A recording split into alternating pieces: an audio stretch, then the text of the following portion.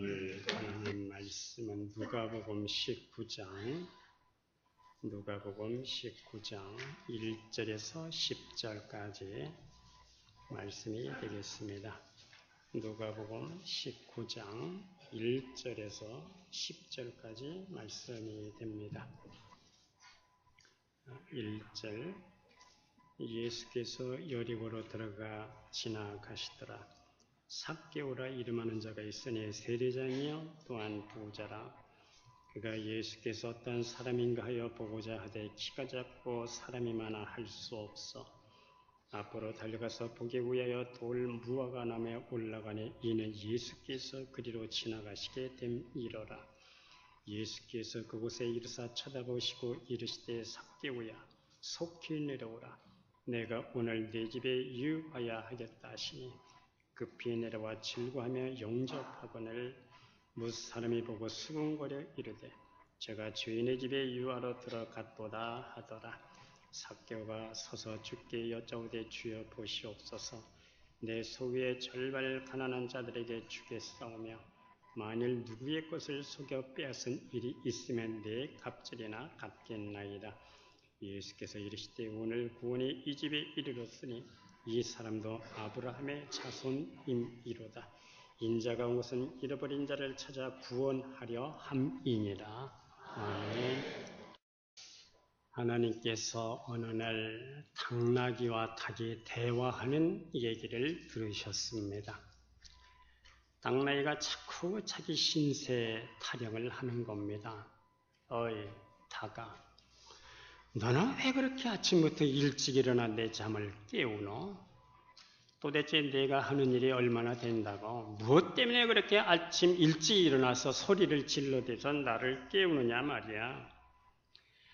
나는 시장에 풀을 날려야 되고 할 일도 엄청 많아서 잠을 좀 더 자야 되는데 무엇 때문에 그렇게 아침부터 일찍 일어나 소리를 질러서 내 잠을 깨우노? 하나님께서 이러한 당나귀의 신세 타령을 들으시고 그래 아무래도 주인을 좀 바꿔줘야 되겠다. 그래서 정원사 주인을 바꾸어서 이번에는 가죽 장사를 하는 주인으로 바꿔주었습니다. 그런데 당나귀는 가죽의 무게와 그 가죽 냄새 때문에 금방 질리게 됐습니다. 그래 당나귀는 옛날 주인 생각이 나는구나. 정원사였던 그 옛날 주인은 다른 데로 고개를 돌리고 있는 동안 배추 잎사귀라도 슬쩍 그렇게 뜯어먹을 수가 있었는데 그런데 이제는 한눈 팔다가는 대번에 몽둥이 찜질이 떨어지니 차라리 이렇게 살 바야 죽는 게 낫다고. 죽는 게 나아. 하나님께서 이런 당나귀의 신세 타령을 들으시고 또 주인을 바꿔주었습니다. 이번 주인은 석탄 장수였습니다. 희망에 부풀어있더니 당나귀가 금세 절망의 나락으로 떨어졌습니다. 얼마나 일이 많은지 석탄은 또 얼마나 무거운지 새벽녘이 돼서야 겨우 눈을 붙일 수가 있었습니다. 당나귀는 또 불평을 했습니다. 당나귀의 불평을 들은 하나님의 도대체 저 녀석은 세상의 100명의 임금들보다도 더 불평이 많구나. 사람들은 생각을 합니다. 항상 오늘 사는 이 현재가 가장 나쁘다고 그렇게 생각을 합니다. 시간이 지나면은 좀 더 질적인 행복이 올 것이라고 그렇게 기대를 합니다. 그러나 시간이 지나고 보니까 불평했던 그 시간이 가장 좋았던 시간이더라 하는 겁니다. 그 시간이 가장 행복했던 시간이었더라 하는 겁니다. 성도 여러분, 우리 예수님을 믿는 사람은 지금이 가장 행복한 시간인 줄로 믿으시기를 바랍니다. 시간 지나고 보니까 하나님을 만나고 하나님과 더불어 살고 하나님을 예배하고 찬송하고 기도하고 찬양하고 그때 그 시간이 가장 행복한 시간이었다는 것을 우리는 깨닫게 됩니다. 주께로부터 새로운 생명을 얻고 사는 이 시간이야말로 가장 행복한 시간들입니다. 피곤도 했어요. 그러나 피곤도 했지만 지나고 보니까 그때가 좋았다는 생각이 드는 거예요. 주님을 만나야 새 생명을 얻고 살아갈 수가 있습니다. 성도는 새 생명을 얻고 내 종말을 보장받아야 행복한 것입니다. 성도의 정체성이 어디 있습니까?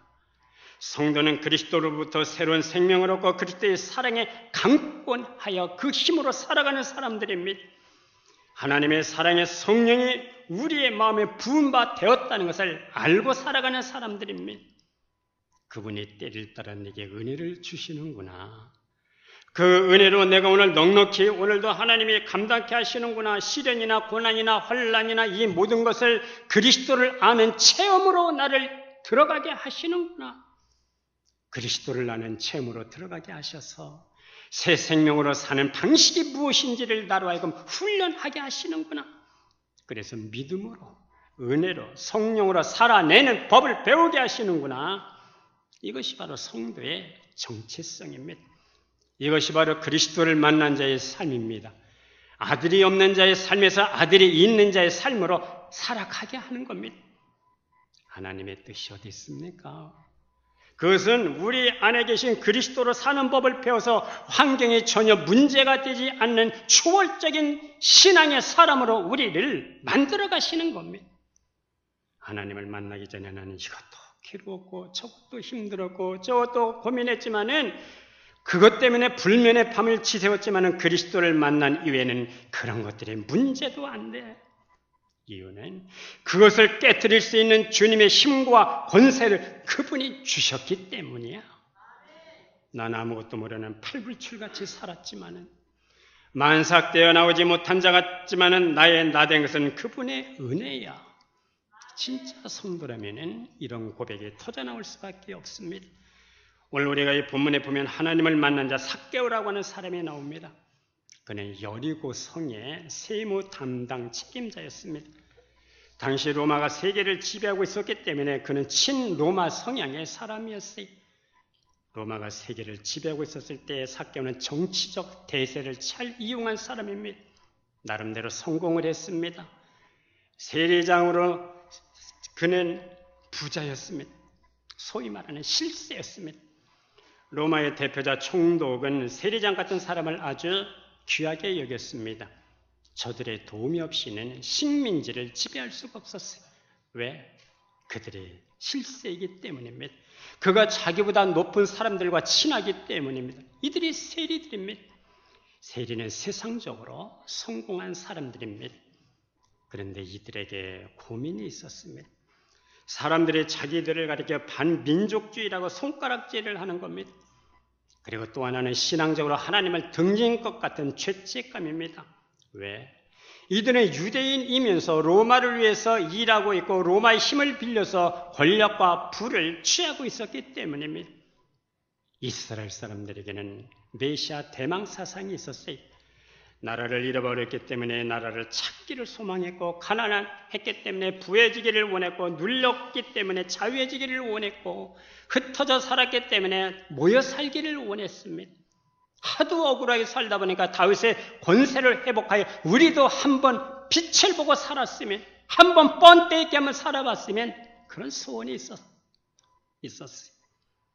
메시아가 오셔서 로마 제국을 통쾌하게 다 뒤집어버리고 이스라엘의 독립하고 자유를 안겨줄 하나님의 종 모세나 다윗 같은 그런 혁명적인 인물을 고대하고 있었어요. 그래서 예수님께서 십자가에 돌아가신 다음에 낙심하고 엠마오로 돌아가고 있는 두 제자에게 이렇게 제자가 말하면 누가복음 24장 21절에 보면 우리는 이 사람이 이스라엘을 구속할 자라고 믿었노라. 우리는 이 사람이 이스라엘을 구원할 자라고 믿었는데 그런데 그게 아니야. 십자가에서 죽었어. 이젠 다 끝났어.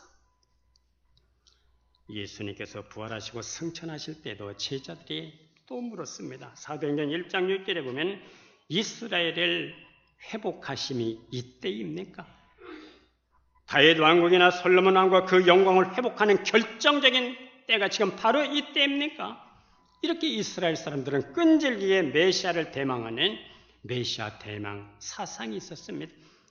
메시아가 오셔서 새로운 질서, 새로운 평화, 새로운 세계를 만들어 주기를 바라는 메시아 대망 사상을 가지고 있었습니다. 그런데 오늘 삭개오의 귀에 예수님의 소문이 들려옵니다. 물론 좋은 소문도 들려오지만은 좋지 않은 소문도 함께 들려옵니다. 세리와 죄인의 친구, 이런 별명도 들려옵니다. 예수님의 제자 중에는 세리 마태가 있었습니다. 도대체 예수님은 누구이시기에 나와 같은 저 멸시받는 세리, 저런 세리 마태를 제자로 삼으셨던가? 그 제자로 삼으신 그분을 내가 한번 만나보고 싶었어요. 반유대 정서를 갖고 친로마 성향으로 살아가는 세리들, 세상 사람들의 천대하고 미워하는 죄인의 대명사 나와 같은 세리를 제자로 삼으신 그분은 도대체 어떤 분인가? 만나보고 싶었어요. 돈은 벌었지만 마음은 너무나 공허했어요. 채울 수 없는 이 허무, 이 공감. 그래서 더 예수님을 한번 만나보고 싶었습니다. 오늘 본문은 여리고장의 세리장이라고 했습니다. 세리장쯤이면 그의 나이는 중년입니다. 보통 중년기를 나눌 때 40세에서 55세를 중년정기라고 말합니다. 그리고 56세에서 65세까지를 중년후기라고 말합니다. 이제 중년기에서 느끼는 위기의 감정은 바로 허무감입니다. 내가 언제 이렇게 나이를 먹었지? 지나간 세월이 아쉽고 인생이 짧다고 느껴지기도 하고 허무하게 느껴지기도 하고 나는 왜 사는가? 무엇 때문에 내가 여기까지 왔던가? 그래서 우울해지기도 합니다. 지금까지 중요하게 여겼던 모든 것들이 갑자기 상실해버리는 허무감을 느끼게 됩니다. 자신이 점점 소멸해 간다는 상실감을 갖게 됩니다. 또 마음도 불안합니다. 그래서 사소한 일에도 지나치다 싶을 정도로 반응을 보이는 경향이 있습니다. 중년기의 특징이 몇 가지가 있습니다. 첫째는 정체감의 혼란입니다. 중년은 더 이상 청년이 아닙니다. 그렇다고 노인도 아닙니다. 따라서 중년기에는 정체의식의 혼란이 있습니다. 두 번째로는 급격한 신체적 변화입니다. 옛날에는 멀쩡하던 곳이 이곳저곳 쑤시기 시작하고 아프기 시작합니다. 옛날에는 잘도 올라가던 계단을 이제는 왠지 힘들게 느껴집니다. 여자분들은 거울을 보니 어느덧 눈가에 주름이 잡혀 있어. 희끗희끗하게 발해가는 머리카락, 굵어지는 허리둘레, 이곳저곳 빗질을 해봐도 그게 그거예요. 유행하는 옷을 입어보지만은 잘 어울린다느니 안 어울린다느니 말도 많아요. 세월의 흔적을 지울 수가 없어요. 또 가정생활은 스트레스입니다. 중년이 되면 위로는 아직 부모님이 살아계셔. 아래로는 아이들이 지금 살아가고 있어요. 학비도 다 떼야 됩니다. 밑으로 자녀를 교육시켜야 되고 위로는 부모를 모셔야 되고 한마디로 낀 세대입니다. 책임이란 책임은 다 져야 됩니다. 어느 분은 중년을 헉헉대는 인생이라고 했어요. 왜 헉헉댑니까? 위아래로 책임을 지니라고 너무나 헉헉대고 힘이 들어요. 중년은 직장에서도 위로는 상사가 있고 아래로는 부하 직원이 있어요. 직장에 가서도 낀 세대입니다. 압박을 받는 세대입니다. 그리고 급격한 과학의 발달로 그동안 익힌 기술과 정보가 다 거의 쓸데가 없어요. 새로운 시대의 패러다임이 쏟아져 나오고 있어요. 최첨단 지식을 갖춘 젊은이들이 쏟아져 나오고 있습니다. 사회는 냉혹합니다. 농경사회가 3000년, 산업사회가 300년입니다. 요즘은 정보 지식 사회입니다. 옛날에 서울대학 나온 거 지금 초등학교 3학년 실력도 안 됩니다. 그래서 위기의식이 있어요. 스트레스가 많습니다. 오늘 본문에 나오는 삭개오는 중년입니다. 이 중년의 신사가 돈을 많이 벌었는데 마음이 너무 공허합니다. 그래서 예수님을 만나고 싶었어요. 그런데 키가 너무 작았습니다.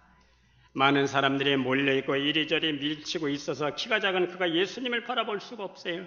그래서 체면을 내려놓고 돌무화과 나무 위로 앞서가서 올라간 겁니다.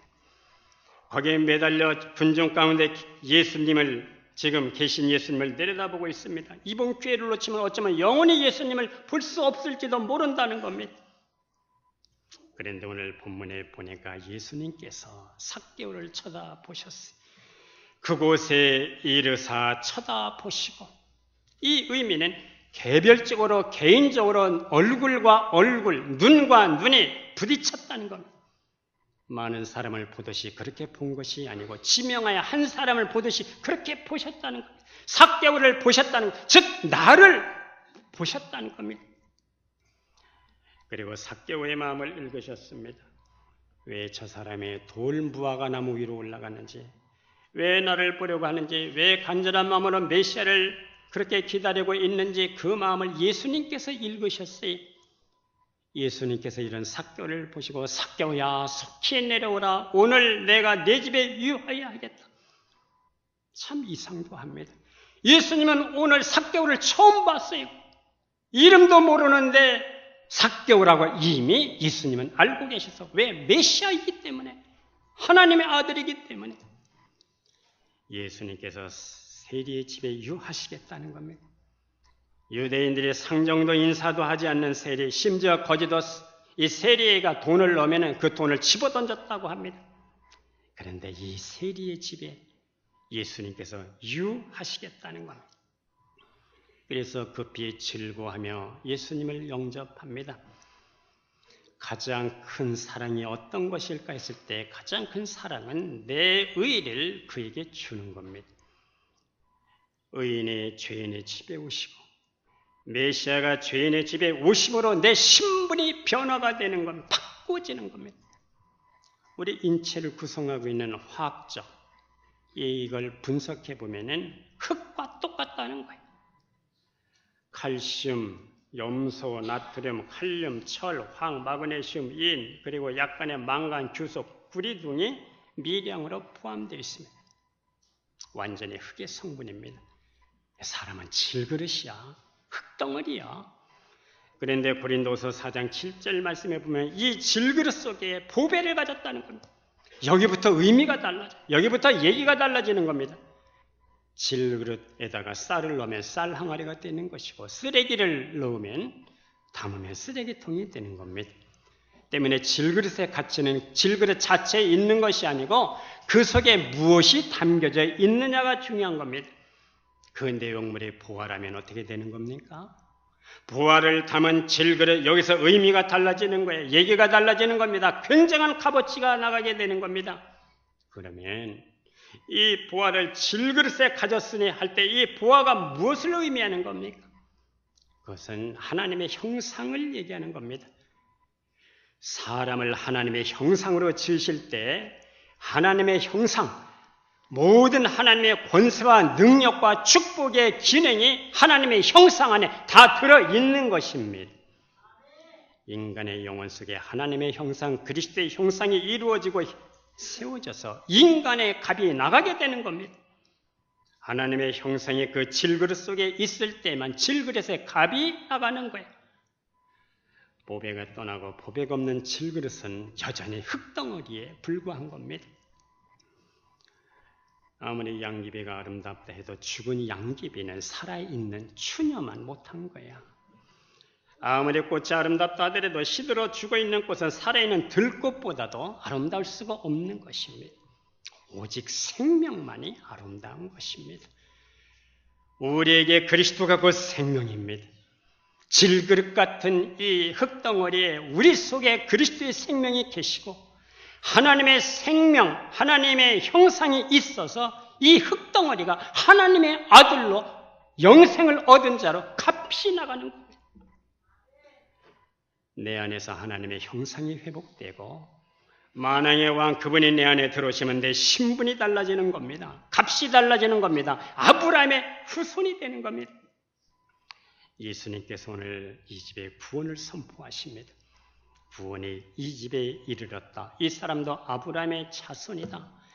인자가 온 것은 잃어버린 자를 찾아 구원하려 함이 아니요 의롭다 하시는 엄청난 복을 선포하시기 위해서 이 땅에 오셨다는 겁니다.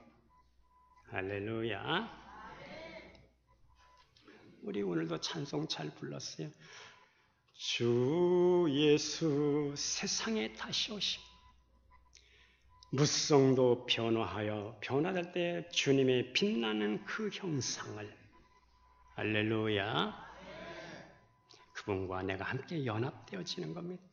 믿음 생활은 하나님의 형상, 그 형상이 내 안에 들어오셔서 믿음은 내가 그분 안에 그분이 내 안에 함께 계시는 겁니다. 내가 예수를 믿는다는 것은 예수님과 내가 함께 묶여졌다는 거예요. 십자가와 부활로 운명을 같이 하게 된다는 겁니다. 과일 중에 당분이 많은 과일이 있어요. 그런가 하면은 열매도 작고 상품 가치가 별로 없는 작은 열매 그런 나무도 있어요. 그러면 좋지 않은 나무에다 상처를 내. 그리고 좋은 나무 가지를 잘라서 함께 접붙여 놓으면 그 다음에 크고 좋은 열매가 맺혀요. 왜?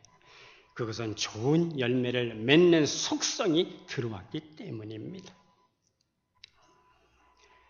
우리 큰아이가 이제 결혼을 좀 한다고 해서 사돈댁이 되는 그분을 전화를 하고 찾아갔어요. 우리가 간다고 그러니까 참 오빠 부부도 왔고 언니 부부도 왔어요. 아이들도 함께 다 왔어요. 뭐 이런 얘기 저런 얘기를 하다가 그 아이들을 이렇게 보니까 뭐 우리 장씨도 뭐 탁월하게 생긴 건 아닙니다. 아닌데 그쪽은 이씨, 우리는 장씨. 뭐 탁월하게 잘생긴 건 아니지만은 이씨보다는 아이들이 장씨를 닮는 것이 좀 낫겠다 하는 생각이 드는 거예요. 우리도 뭐 탁월하게 잘생긴 건 아닙니다. 우리 내가 이제 결혼을 시키고 아침마다 기도를 했어요. 주여, 장씨의 DNA를 보존하옵소서. 그런데 우리 아들이 첫 딸을 낳았는데 완벽하게 장씨가 보존이 돼서 나왔어요. 장씨의 DNA가 보존이 돼서 나온 겁니다. 그런데 아이가 이렇게 커가면서 보니까 완벽하게 장씨를 닮았는데 보존이 되어서 나오는데 이 딸아이가 커가면서 보니까 장씨의 DNA가 보존해서는 안 되겠다 하는 생각이 드는 거예요. 왜 날 닮았거든. 그 다음에는 기도를 안 했어요. 안 했더니 완전히 이씨의 DNA가 보존돼서 나왔어. 하나님은 공평하신 하나님이에요.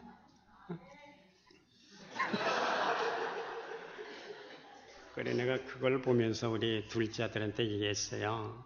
네가 결혼하면은 나는 앞으로 그런 기도는 안 하겠다. 이쪽에 DNA가 나오든지 저쪽에 DNA가 보존되어서 나오든지 다 하나님의 은혜다. 아멘 좀 하시오. 우리가 예수님을 믿고 영접하고 연합될 때 주님의 생명이 접붙여지기 때문에 그분의 생명이 내 안에 들어오게 되는 겁니다. 그분의 속성이 우리 안에 들어올 때 신분이 변화가 돼요. 영생이 주어지게 되는 겁니다. 그분의 속성, 그 아들의 생명이 내 안에 흘러오게 되는 겁니다. 아들의 영, 성령이 우리 심령 안에 흘러 들어오면 우리는 하나님을 아바, 아버지라 이렇게 부를 수가 있는 겁니다. 이렇게 하나님의 영의 인도함을 받는 사람이 곧 하나님의 아들이라 일컬음을 받게 되는 겁니다. 세상보다 크신 이가 내 안에 계시기 때문에 세상을 이겨낼 수가 있어. 사망 권세보다 크신 분이 내 안에 들어오셨기 때문에 우리는 사망을 이겨낼 수가 있어요. 죽음도 두렵지 않습니다. 부활하신 그분이 내 안에 들어오셨기 때문에 우리는 오늘 부활의 생명으로 살아가는 것입니다. 이것이 믿음 생활입니다. 그분의 속성은 환경보다 사탄보다 크셔요. 하늘의 속성이 들어오면 하나님의 세계가 열려지는 거예요. 왜? 그분이 들어오셨기 때문에 하늘과 접속이 이루어지는 거예요. 접속이 이루어져야 보여지는 거예요. 열리게 되어 있는 겁니다. 할렐루야.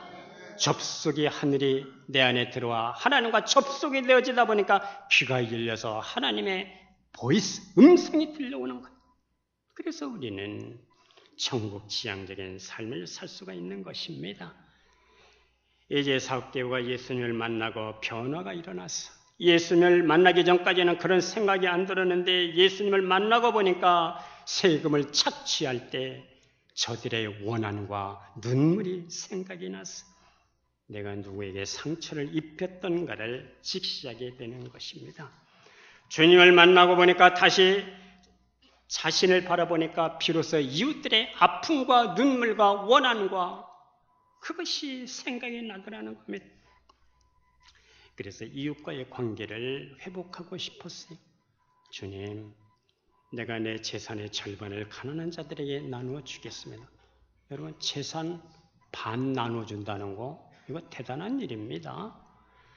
또 누구의 것을 속여 뺏은 일이 있으면 내가 4배로 갚아주겠습니다. 율법대로 출애굽기 22장 1절의 말씀대로 누구 걸 속여 뺏으면 4배로 갚아줘라. 그 말씀대로 이제는 살아가겠다는 겁니다. 예수님은 오늘도 자기에게 나오는 자들의 아픔과 고통을 아셔요. 세리든지 창녀든지 누구든지 하나님의 형상을 따라 지음받은 사람을 하늘의 왕자로 대해주시고 하늘의 공주로 우리를 대해주시는 겁니다. 그렇게 대해주시는 주님 앞에 상한 감정, 메마른 감정, 병든 영혼을 가지고 나올 때 우리에게 치유의 역사를 주시고 은혜의 단비를 내려주시는 겁니다. 쓴 물이 변하여 단물이 될 수 있도록 은혜를 주시는 겁니다. 하나님은 상한 마음을 결코 외면하지 아니하시며 우리의 연약함을 도와주시는 분입니다. 이사야 61장에 보면은 가난한 자에게 아름다운 소식을, 마음이 상한 자를 고치시며 포로된 자에게 자유를 주시고 갇힌 자에게 노임을 주시고 마음이 상한 자를 고쳐주십니다. 그리고 은혜의 해, 신년, 자유의 해를 선포하십니다. 그가 징계를 받은 후 우리가 평화를 누리고 그가 채찍에 맞음으로 우리가 나음을 입었도다. 우리는 이 약속의 말씀을 믿고 휘장 가운데로 열어놓으신 은혜의 보좌 앞에 우리는 보혈을 의지하고 담대히 나가는 겁니다. 성도 여러분, 오늘도 휘장 가운데로 열어놓으신 은혜의 보좌 앞에 지성소 앞에 담대히 나갈 수 있기를 주의 이름으로 축복합니다. 그런데 사람이 예수님 앞에 나오지 못하도록 방해하는 존재가 있습니다. 바로 사탄입니다. 먼저 우리를 변명하게 만들어서 회개의 기회를 놓치게 합니다. 야, 너만 죄인이야? 다 그렇게 살아. 뭐 어디가 잘났다고? 자신의 잘못을 또한 다른 사람에게 전가시킵니다. 아담처럼 하와처럼 책임을 남에게 전가시키는 동안 회개할 수 없습니다. 회개가 없으니 주 앞에 나올 수가 없습니다. 두 번째, 사탄의 전략은 회개의 결과를 갖고 위협합니다. 너 그 말 해봐라. 너 망신당하는 거야. 그 파급 효과 때문에 이런 일 저런 일이 다 생기는 거야. 회개하지 마. 그저 눈 딱 감고 넘겨. 세 번째, 회개를 내일로 미루도록 말합니다. 너 아직 젊어. 아직도 살아갈 날이 창창한데 서두를 필요 없다. 이게 사탄의 고등 전략입니다. 그런데 삭개오는 예수님을 만나고 그가 세금을 착취할 때 저들의 원한과 눈물과 상처와 아픔이 생각이 났어요. 그래서 삶으로 회개를 하겠다는 겁니다. 삭개오는 예수님을 갈망하다가 예수님을 만났습니다. 예수님을 만나고 오늘 구원이 이 집에 이르렀다는 주님의 음성을 들었습니다. 이 사람도 아브라함의 자손이라고 예수님은 선포를 하셨습니다. 예수를 믿는다는 게 무엇입니까? 예수님을 바라보며 살아가는 거예요. 예수님을 좋아하면서 살아가는 거예요. 예수님을 좋아하니까 기도하지. 예수님을 좋아하니까 그분의 말씀을 읽지. 그분을 좋아하니까 그분의 말씀에 순종하지. 그분을 좋아하니까 자원하는 마음으로 헌신을 하는 것입니다. 사람은 좋아하는 것에 영성이 들어오게 돼 있어요. 예수님을 바라볼 때 그분의 것이 내 안에 들어오는 것입니다. 내 안에 들어온 그분의 영성으로 우리가 살아가는 것입니다. 할렐루야. 내 정체성을 가문, 재산, 학벌, 외모, 대우 이런 것에 두는 것이 아니에요. 그런 것들은 다 지나가는 것입니다. 얼마 전까지만 해도 웰빙이 주제였어요. 웰빙 밥상, 웰빙 하우스, 침대도 웰빙 침대, 무슨 산악회 이름도 웰빙 산악회, 마트도 웰빙 마트, 뭐 그랬어요. 근데 웰빙을 아무리 그렇게 찾아도 병이 오니까 이제는 힐링입니다. 치유되어져야 된다는 겁니다. 힐링은 행복하지 않기 때문에 치유가 필요하다는 겁니다. 그래서 무슨 힐링 캠프, 힐링 동아리, 힐링 콘서트. 진정한 힐링은 주님은 말랐을 때 그것이 가능한 거예요. 오늘 우리의 예배가 힐링 예배가 될 수 있기를 주의 이름으로 축복합니다. 이제 우리나라도 노인 인구가 많아졌어요. 요즘에는 웰빙에서 요즘은 웰다이닝입니다. 잘 죽자는 겁니다. 그리고 요즘은 웰에이징이 유행입니다. 잘 늙자는 겁니다. 안 늙을 수는 없어요. 안 늙을 수는 없는데 웰에이징, 잘 늙자는 겁니다. 인생은 웰빙으로 살다가 웰에이징, 잘 늙어서 웰다이닝, 잘 죽는 것으로 맞춰져야 됩니다. 그렇게 살려면 예수님을 만나야 돼요. 그분으로 말미암아 살다가 그분으로 내 인생이 맞춰져야 됩니다. 어거스틴은 젊은 날에 무척 방황을 했어요. 그런데 그가 주님을 만나고 쓴 고백이 나는 하나님을 만나기 전에는 내 마음에 참된 행복이 없었다고 그의 참회록에서 누누이 강조하고 있습니다. 세상에 그 어느 것도 인간의 공허함, 이 허무함을 메울 수가 없습니다. 그 공허함을 메워보려고 약물을 사용하고 수없이 많은 러브펜 레터가 있었지만 결국은 약물 중독으로 죽은 사람의 유명한 미국의 배우 마릴린 먼로입니다. 메워보려고 별짓을 다해도 그 공허함을 메울 수가 없었어요. 성경은 우리에게 말씀합니다. 로마서 5장 8절 말씀, 우리가 아직 죄인 되었을 때 그리스도께서 우리를 위하여 죽으심으로 하나님께서 우리에 대한 자기의 사랑을 확증하셨느니라. 오늘 우리는 하루하루 살아가면서 그리스도의 사랑을 확증하면서 살아갈 수 있기를 축복합니다. 로마서 8장 32절 말씀, 자기 아들을 아끼지 아니하시고 우리 모든 사람을 위하여 내어주시니가 어찌 그 아들과 함께 모든 것을 우리에게 은사로 주지 아니하시겠느냐. 독생성자 예수 그리스도를 주신 그분께서 아들까지 우리에게 주신 그분이 우리에게 모든 것을 선물로 기프트로 은사로 주지 않겠느냐. 하나님께서 우리를 향한 구원의 갈망이 계셔서 하나님께서 예수님을 우리에게 선물로 주셨습니다. 예수님은 영계와 피조계와 오고 가는 모든 세계의 유일한 길이에요. 모든 세계와 모든 시대, 모든 세대의 유일한 생명, 그분이 유일한 답입니다. 그분이 가지고 있는 것을 갈망해야 그분의 속성이 우리에게 들어오게 되어 있습니다. 우리에게 그분의 것이 들어오면 목마름이 영원히 없습니다. 영원토록 목마름이 없고 영원한 고갈이 없고 영원한 제한이 없는 하나님의 풍성한 은혜를 우리가 경험하게 됩니다. 우리 마음의 구조 안에 영적 체계와 그리고 영의 체계가 하늘을 움직일 수 있는 체계로 가동될 수 있기를 축복합니다. 하나님이 움직이는 그분의 역사가 성령의 움직임이 내 안에서 가동될 수 있기를 주의 이름으로 축복합니다. 그래야 그리스도인입니다. 할렐루야. 기도하겠습니다. 하나님 아버지, 오늘 삭개오가 만난 주님을 우리가 잠시 상고해 보았습니다. 하나님, 삭개오가 주님을 만났더니 변화가 일어난 것처럼 우리도 날마다 변화가 되는 세상을 살아가게 하시고 변화의 삶을 살아가게 하여 주시옵소서. 우리가 주님을 만날 때 주님의 형상과 주님의 속성이 우리에게 흘러 들어와서 주님의 십자가와 부활이 우리 안에서 생명으로 가동되는 우리의 모든 삶이 되게 하여 주시옵소서. 예수님의 이름으로 기도드려옵나이다. 아멘.